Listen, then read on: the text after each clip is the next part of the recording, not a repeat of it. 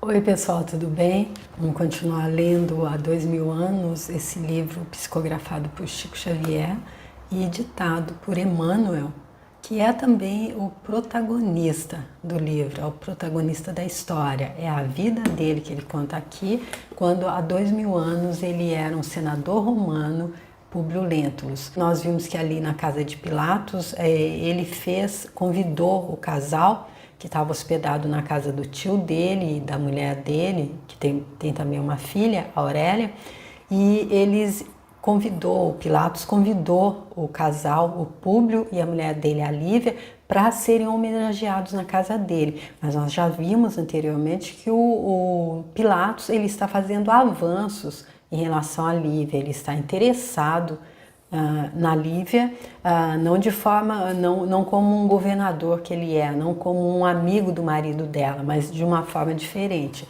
E aí então ele os convida para uma grande festa, que vieram os dois. Então a Lívia levou a Flávia, que é a filha dela, que tem hanseníase, como uma forma de se proteger até dos avanços dele. E foram também a Fúvia, que é a mulher do Sálvio, que é o tio do Públio, que é o casal que está recebendo na casa de quem eles estão hospedados, desde que chegaram ali em Jerusalém, e foram também o Sulpício Tarquínios, que era o chefe da guarda, aquele que foi designado pelo governador para ser o chefe da guarda, para estar escoltando então a família do Públio Lentulus quando eles chegaram em Jerusalém. Estavam ali então essas pessoas, o Pilatos e a mulher dele, Fúvia e o marido dela, também a Lívia e o Públio, que é o casal convidado, o principal, e o Tarquínio. Eles estavam então ali reunidos e Pilatos, no final ali do jantar, no final de toda onde eles disseram que tinha muita comida, uma grande quantidade de muita coisa, com muita extravagância de gastos e muitos mais escravos do que mesmo as pessoas, os convidados, que eram poucos. E aí então, terminando o jantar, ele chamou o Públio e disse a ele que ele preferia que eles viessem se hospedar ali na casa dele mesmo. E olha só que grande passo ele estava dando para ficar mais perto da Lívia, sem que o Públio nem mesmo sonhasse. E aí, mas Públio disse não, até porque o tio dele, o Sálvio, interveio, e foi nesse momento que Fúvia foi muito indelicada, falando da doença da Flávia. E aí a Cláudia, a mulher de Pilatos, irmã da Fúvia, disse que não, que a menina estava ali e estava em plena recuperação, e inclusive a beijou na face, se aproximou dela e a beijou na face, o que fez com que a Lívia ficasse um pouco mais aliviada diante de toda, digamos, a grosseria da Fúvia com relação à filha dela. E aí então o Públio disse que não aceitaria a oferta de Pilatos, porém pediu a ele que pedisse então que Sulpício, que ele disse que estaria indo para Nazaré fazer coisas, negócios dele, que ele tentasse encontrar uma casa então ali para que ele pudesse ficar com a família dele. E aí então depois disso terminou quando eles disseram, quando ele concordou com isso, ele disse: nobre amigo, devo poupar-vos tanto trabalho, mas ficar-vos intensamente grato se o vosso amigo Sulpício providenciar em Nazaré a aquisição de uma casa confortável e simples, que me sirva. E aí o governador Pilatos concordou com o máximo prazer. E aí Cláudia, a mulher dele, disse então: ficarei incumbida de adaptar a nossa boa Lívia à vida campestre. E o Públio então fez uma piada, fez uma brincadeira, desde que se não transformem em judias. E aí todos riram alegremente. E foi dessa forma que concluímos o vídeo anterior. E aí vamos ver como é que continua. Neste Comenos, ouvido sobre os detalhes dos serviços que lhe seriam confiados em dias próximos, Sulpício Tarquínios, homem da confiança do governador, sentiu-se com a liberdade de intervir no assunto, exclamando com surpresa para quantos o ouviam: e por falar de Nazaré, já ouvistes falar do seu profeta? Sim, continuou. Nazaré possui agora um profeta que vem realizando grandes coisas. Que é isso, Sulpício? Perguntou Pilatos ironicamente. Pois não sabes que dos judeus nascem profetas todos os dias? Acaso as lutas no templo de Jerusalém se verificam por outra coisa? Todos os doutores da lei se consideram inspirados pelo céu e cada qual é dono de uma nova revelação. Mas esse, Senhor, é bem diferente. Estarás acaso convertido a uma nova fé? De modo algum, mesmo porque compreendo o fanatismo e a obcecação dessas miseráveis criaturas, mas fiquei realmente intrigado com a figura impressionante de um galileu ainda moço quando passava há alguns dias por Cafarnaum. Então aqui, um diálogo aqui é curto ainda entre Sulpício e o Pilatos, não é nem mesmo um diálogo. O Sulpício então está contando que há um novo profeta ali então, e Pilatos pergunta, mas como, o que você está dizendo? No meio dos judeus nascem profetas todos os dias. E aí ele pergunta, se espanta dele estar falando disso, pergunta se ele está convertido a uma nova fé, mas ele nega e diz que ficou apenas intrigado com a figura impressionante de um galileu ali em Cafarnaum. E continua. Ao centro de uma praça, acomodada em bancos improvisados, feitos de pedra e de areia, vi considerável multidão que lhe ouvia a palavra, em êxtase de admiração e comoção. Eu também, como se fora tocado de força misteriosa e invisível, sentei-me para ouvi-lo. E olha, aqui a gente entende um pouco, já foi dito ali no início, que desde que eles entraram em Jerusalém, a Flávia já ficou melhor, já se sentiu melhor, o senador teve os ânimos renovados. Por quê? Porque ali estava a energia dele, de Jesus Cristo. E aí aqui ele contando, uma pessoa ali que o chefe ali da guarda, foi ele que pegou ali a pessoa, o Saul, aquele moço, o filho de André de Georas, que nós vimos ali no passado, que foi açoitado, que o Públio mandou que fosse chicoteado e depois mandou para as galeras, que significava a morte. Então essa pessoa, digamos, podemos dizer um capataz, se eu entendo bem, que foi então, olha aqui ele diz, eu também, como se fora tocado de força misteriosa e invisível, ou seja, o magnetismo do Mestre Jesus Cristo não fazia distinção. Você está preparado ou não, você vai sentir, você vai ter a sua oportunidade de sentir, assim como aconteceu com Paulo de Tarso, ali no livro Paulo e Estevão, nós vimos o quanto Paulo de Tarso ele estava ali mesmo entranhado na luta contra os cristãos, naquela coisa de entender só olho por olho, dente por dente das leis mosaicas, e assim que ele teve um vislumbre, ele não viu Jesus Cristo, ele não teve essa oportunidade de vê-lo em carne e osso enquanto ele estava encarnado, mas assim que ele viu aquele clarão e ouviu a voz dele, ele já se jogou de joelhos e perguntou: o que queres que eu faça? Ou seja, Jesus Cristo dava a oportunidade, a pessoa ficava tocada de forma misteriosa, como ele está dizendo, mas aí a ficha caía ou não caía. Inclusive o Públio também teve a oportunidade de encontrar com ele daqui a pouco, mas aí para frente. E aí o Sulpício continua a narrativa. De sua personalidade extraordinária, de beleza simples, vinha um não sei que, esse não sei que está entre aspas, que é um não sei que, dominando a turba que se aquietava de leve, ouvindo-lhe as promessas de um eterno reinado.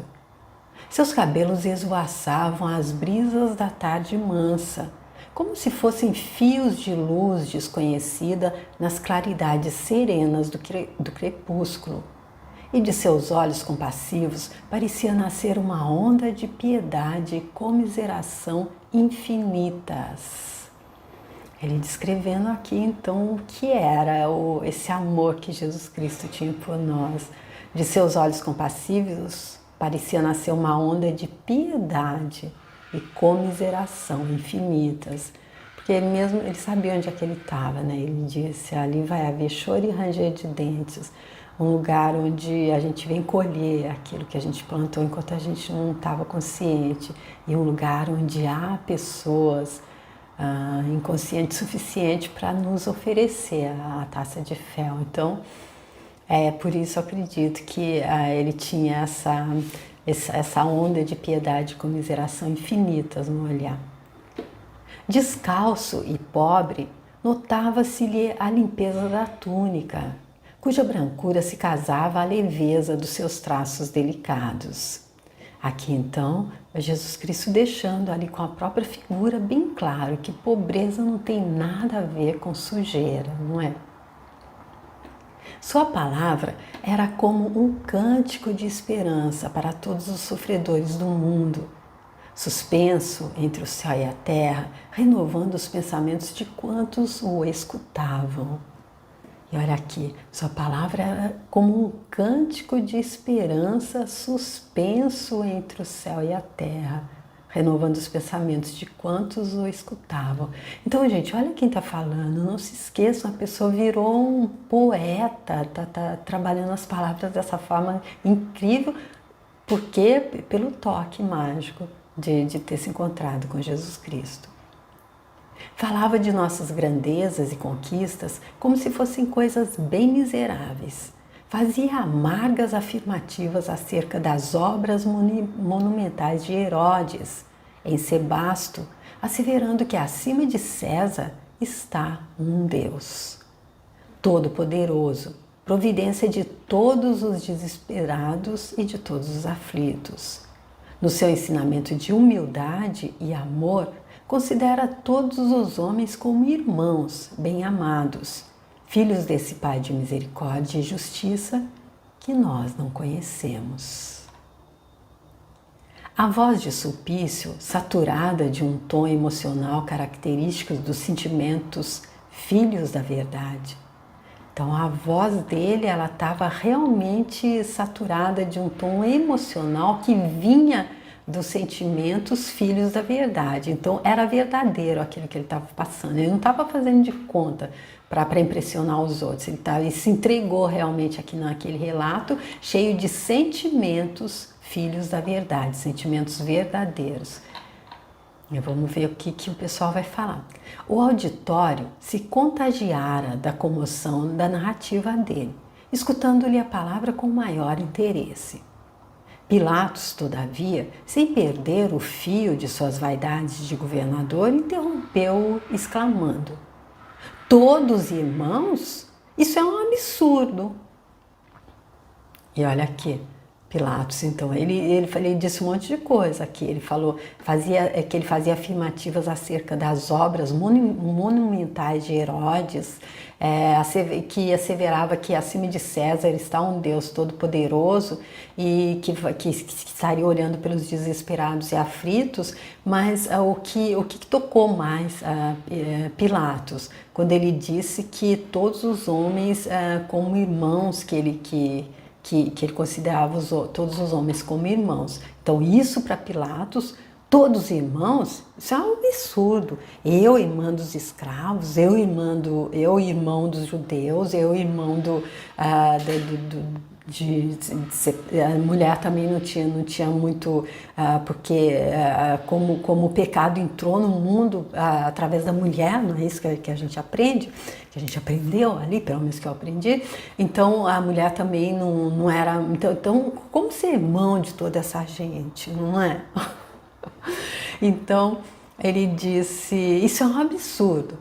A doutrina de um Deus único não é novidade para nós outros, nesta terra de ignorantes. Mas não podemos concordar com esse conceito de fraternidade restrita. A gente pode até concordar que eles pensam que há um único Deus. E nós sabemos, nós somos inteligentes, nós somos muito mais bem informados, nós sabemos que são vários deuses. Mas eles acreditam em um Deus único, tá bom, eles são ignorantes. Mas e esse conceito de fraternidade restrita? O que é isso? Onde é que a gente vai parar? E os escravos? E os vassalos do império? Onde ficam as prerrogativas do patriciado? Ou seja, onde ficam aqueles que são melhores, os romanos como ele, se fossem todos irmãos? O que mais me admira, porém, exclamou com ênfase, dirigindo-se particularmente ao narrador, ao Sulpício, é que, sendo tu um homem prático e decidido, te tenhas deixado levar pelas palavras loucas desse novo profeta, misturando-te com a turba para ouvi-lo. Não sabes que a anuência de um lictor pode significar enorme prestígio para as ideias desse homem? Então o lictor é um funcionário mesmo ali, peraí, eu anotei aqui, deixa eu só ver aqui para vocês o que foi que eu peguei dessa palavra lictor, que é uma pessoa ali mesmo, um funcionário, era um servidor público civil romano, como um guarda-costas. Então, ele dizendo, então, não sabes que a anuência, ou seja, a concordância sua pode significar enorme prestígio para as ideias desse homem, já que ele era um lictor. Senhor, respondeu Sulpício desapontado, eu próprio não saberia explicar a razão de minhas observações daquela tarde. Considerei igualmente de pronto que as doutrinas por ele pregadas são subversivas e perigosas, por igualarem os servos aos senhores. Mas observei também as suas penosas condições de pobreza, consideradas pelos discípulos e seguidores dele como um estado alegre e feliz, o que de algum modo não constitui motivo de receio para as autoridades provinciais. Então aqui ele dizendo que ele não tinha problema, não tinha tanto perigo assim, porque ele era um pobre coitado, e achava que ainda era um pobre alegre, né? Então por isso o fato dele ele nem entendia a razão dele ter tido aquelas observações, porém isso não constituía motivo de receio para as autoridades provinciais. Pilatos ele podia ficar tranquilo que ele ele não daria trabalho, Jesus Cristo não iria atrapalhar ninguém. E então aqui eu vejo que a vida, é tudo realmente organizado, porque a gente está vendo que aqui nós estamos no palco com a história da vida do Emmanuel quando ele era esse senador.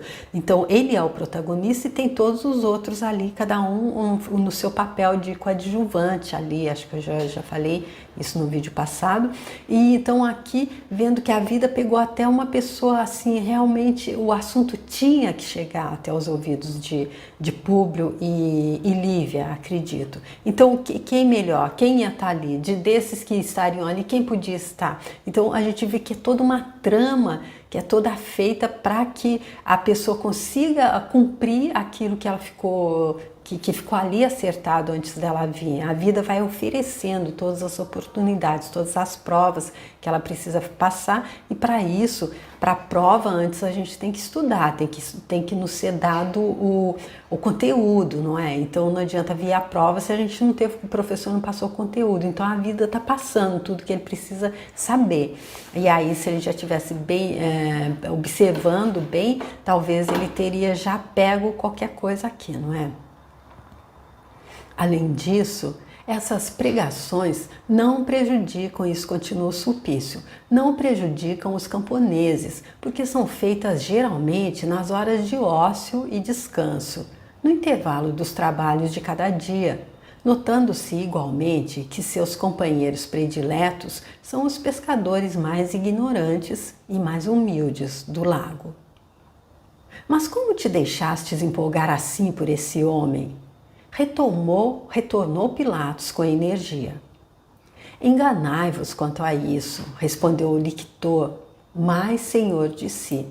Não me sinto impressionado, como supondes, tanto assim que, notando-lhe a originalidade simples e formosa, não lhe reconheço privilégios sobrenaturais e acredito que a ciência do império elucidará o fato que vou narrar, respondendo à vossa arguição do momento. Então, aquele dizendo, ele não tinha nada, não tinha nenhum poder sobrenatural. E ele ia até narrar uma coisa que aconteceu, mas que com certeza seria muito bem explicada pela ciência. E continua. Não sei se conheceis Copônio, velho centurião destacado na cidade a que me referi, mas cumpre-me cientificar-vos do fato por mim observado.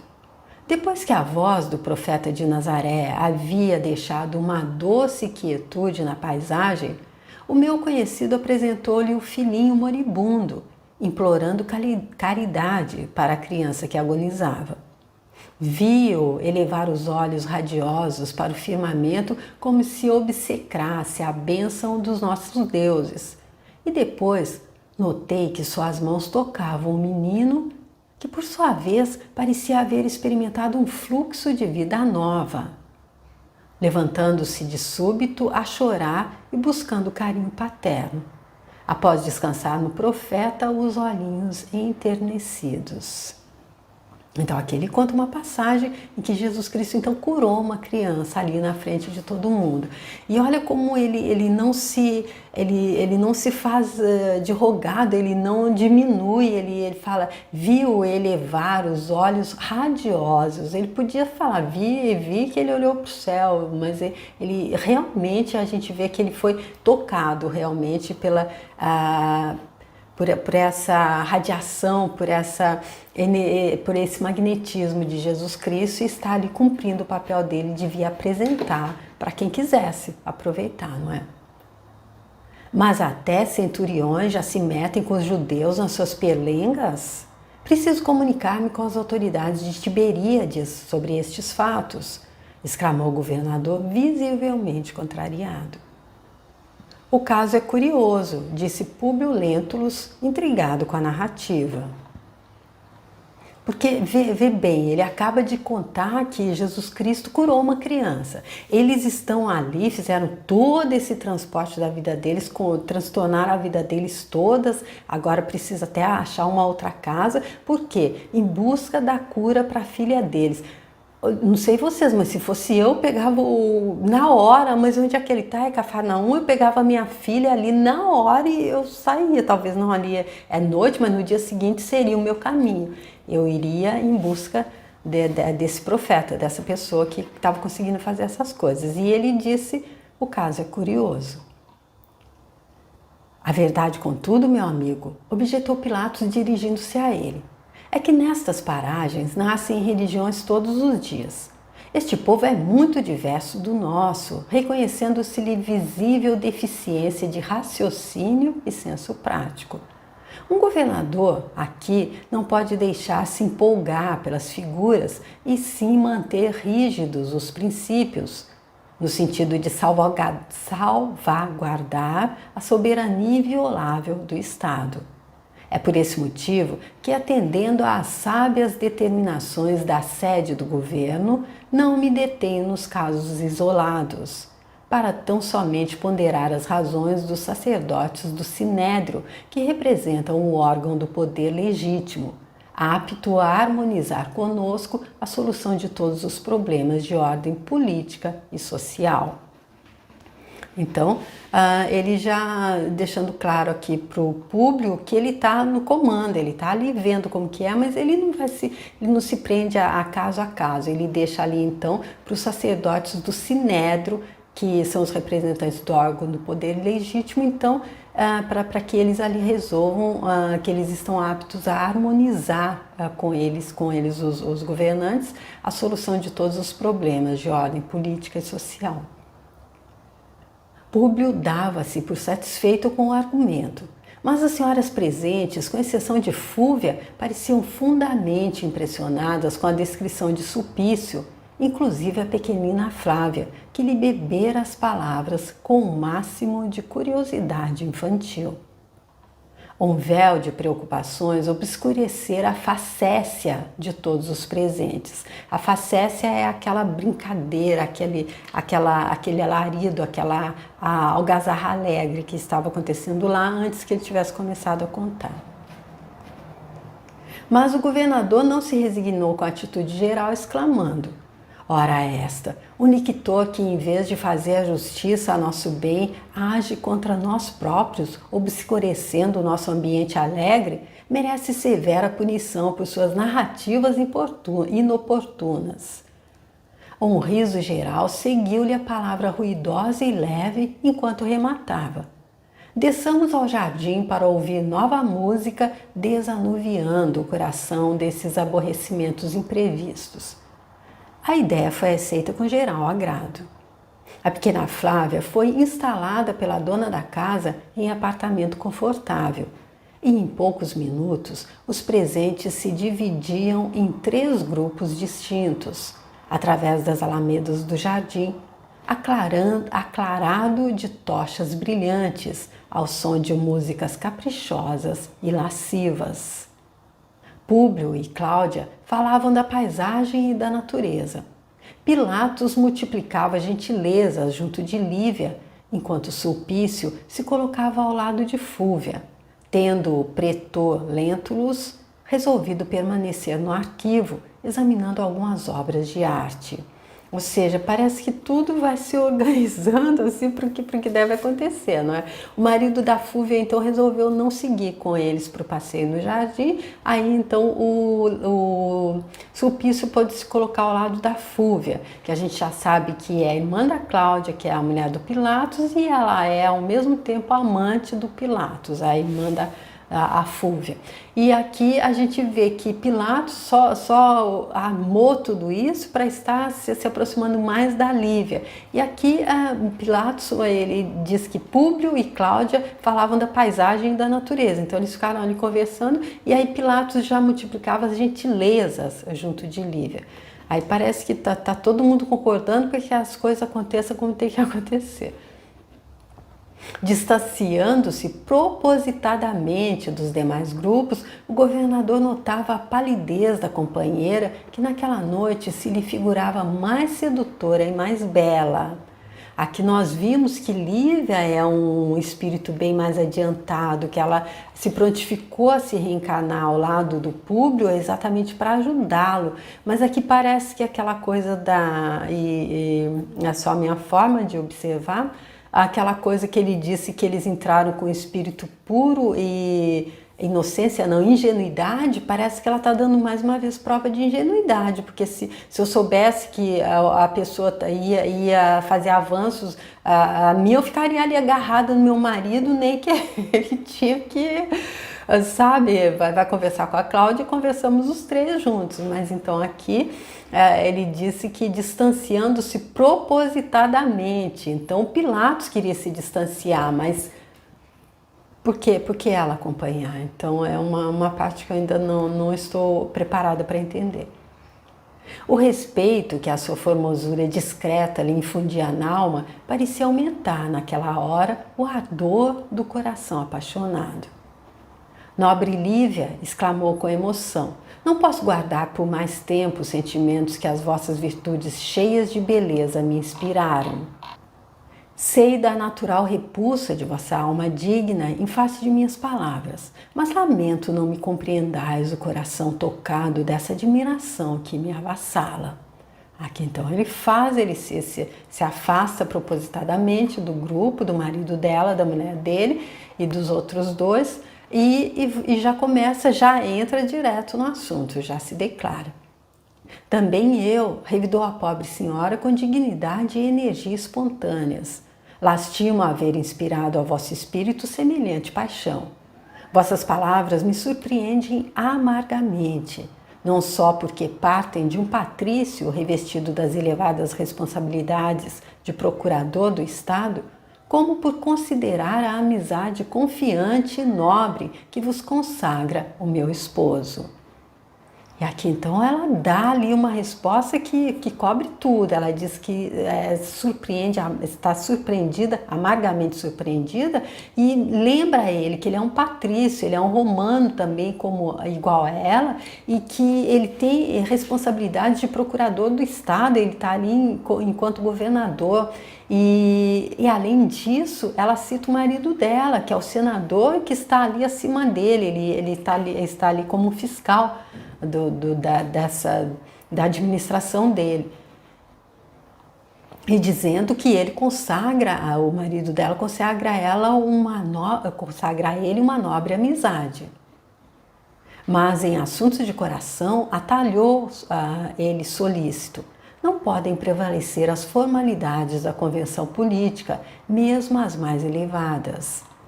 Tenho dos meus deveres a mais alta compreensão, e sei encarar a solução de todos os problemas do meu cargo, mas não me recordo onde vos teria visto antes.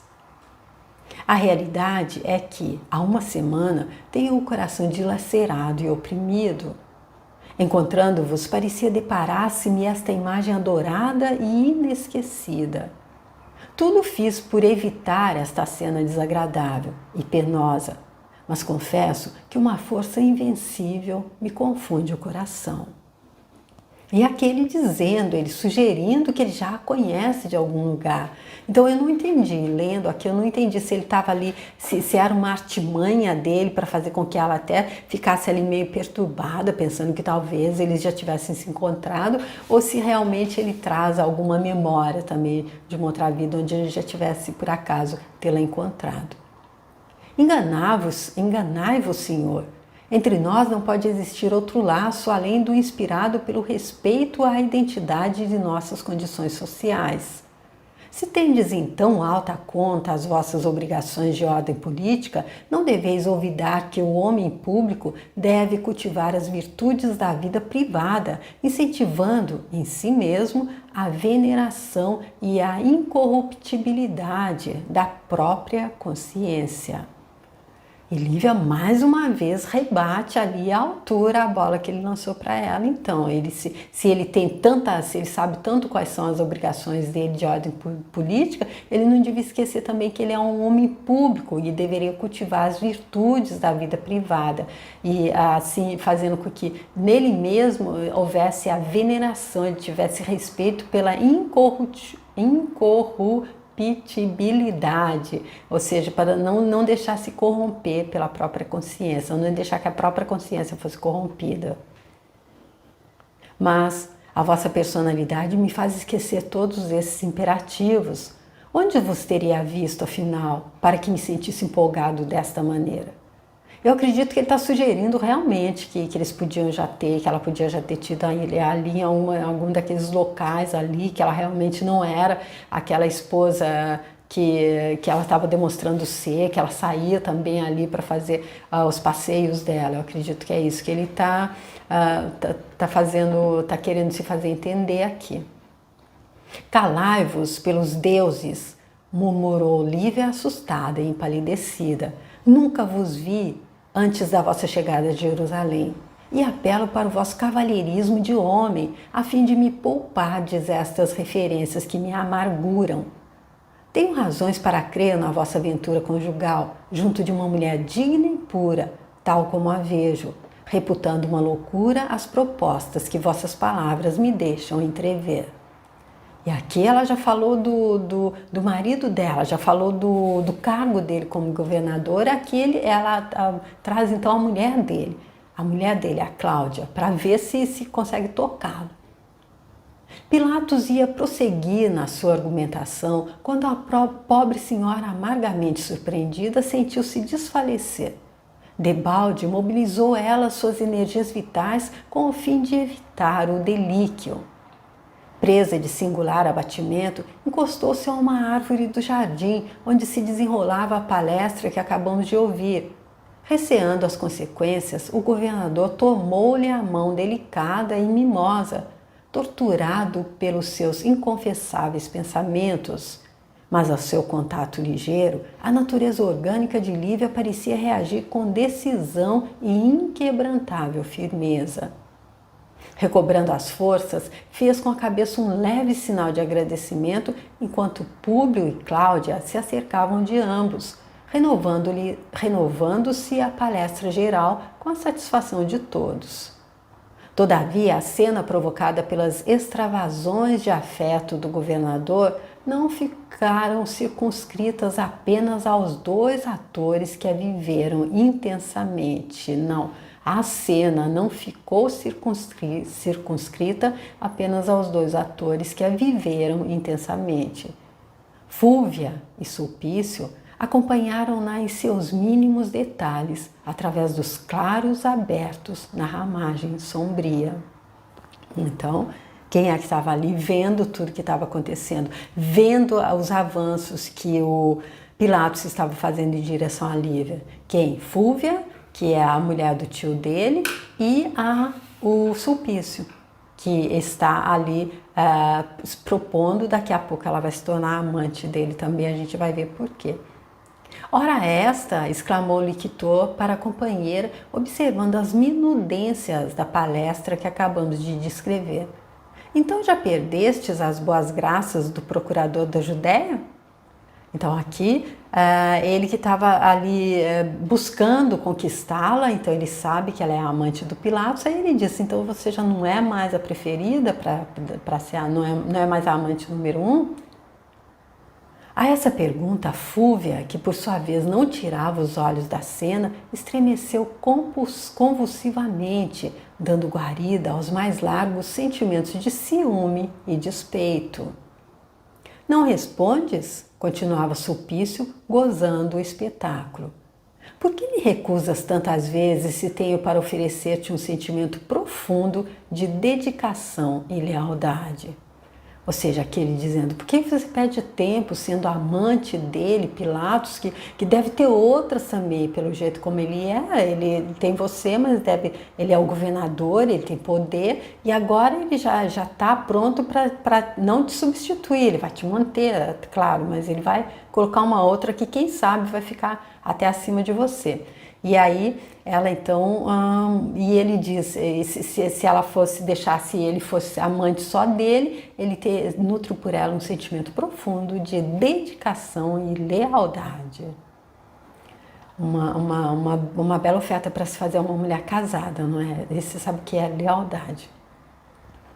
A interpelada continuou em silêncio no seu posto de observação, rugindo de cólera íntima, rugindo. Porque eu acredito que aqui realmente a nossa Fúvia ainda estava ali naquele, o professor Hélio Couto fala dos degraus, o primeiro degrau é aquele que a pessoa busca pela sobrevivência, né? Ela tem que ter o que comer, eu acredito que seja ali no tempo do homem da caverna, que a gente mata mesmo o nosso vizinho para comer. E o segundo degrau já é aquele que ela quer comer e se multiplicar. Então é aquela coisa de se alimentar e tirar todo o prazer possível do sexo, além de usar para fazer também a multiplicação da espécie, né? Acredito. A interpelada continuou em silêncio no seu posto de observação, rugindo de cólera íntima, quando viu que o governador guardava entre as suas a mão exânime da companheira, pronunciando palavras que seus ouvidos não escutavam, mas seus sentimentos inferiores presumiam adivinhar naquele colóquio inesperado. Seus sentimentos inferiores. Tão logo, porém, Cláudia e Públio figuraram no cenário, Fúvia voltou-se para o companheiro murmurando com voz cava ou com voz baixa. Acederei a todos os teus desejos se me auxiliares num cometimento. Qual? O de levarmos ao senador em tempo oportuno o conhecimento da infidelidade de sua mulher. E olha então por que ela tem sentimentos inferiores, porque ela já conhece, ela não conhece Lívia de ter convivido com ela, mas ela sentiu a energia da Lívia, ela viu quem era a Lívia, ela sabe que quem está ali passando dos limites é o governador, não é ela. Mas aí ela já diz ela nem fala, vamos inventar, vamos mudar, vamos fazer de conta que seja isso e vamos levar. Não, ela disse, levar o conhecimento da infidelidade da mulher dele. Mas como? Primeiramente, evitarás a instalação de Públio em Nazaré, para levá-la mais distante, de modo a dificultar as relações entre Lívia e o governador, por ocasião de sua ausência de Jerusalém, porque estou adivinhando que ela desejará transferir-se para Nazaré em breves dias. Em seguida, procurarei interferir pessoalmente, de maneira que sejas designado para proteger o senador na sua estação de repouso. E, investido nesse cargo, encaminharás os acontecimentos para a consecução de nossos planos.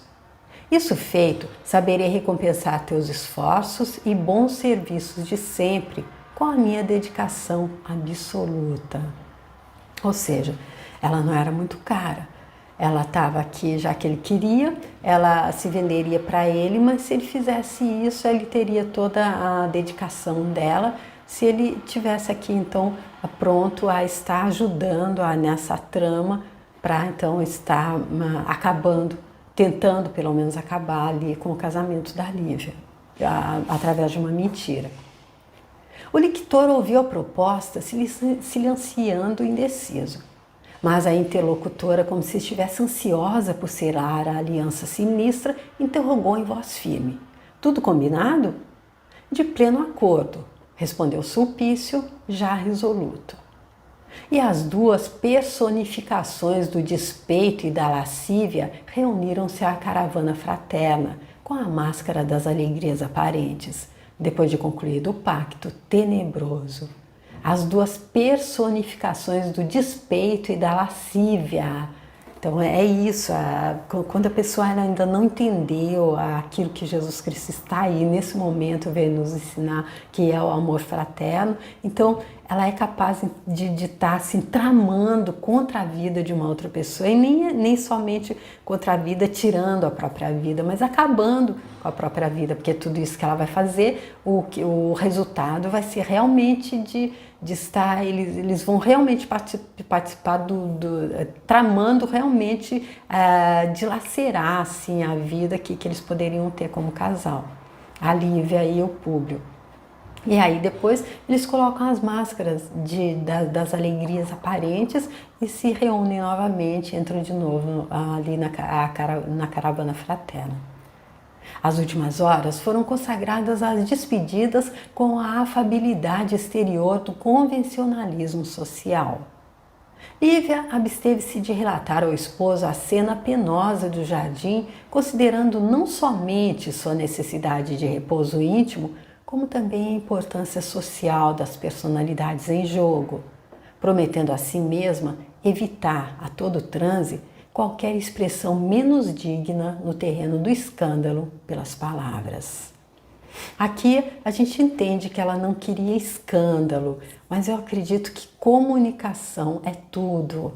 Se a gente teve alguma dúvida, especialmente em qualquer tipo de relacionamento, seja um relacionamento profissional, um relacionamento entre amigos ou um relacionamento conjugal, eu acredito que quando acontece uma coisa assim, se a gente não... É óbvio que sabendo fazer, sabendo falar, é uma conversa, não é mandando ele deu em cima de mim, vai lá e tira a satisfação, não é isso, mas é colocando, mostrando para a pessoa onde é que ela está pisando, porque isso, o fato dela não ter contado também ajuda a jogá-lo no buraco que ele vai cair, acredito.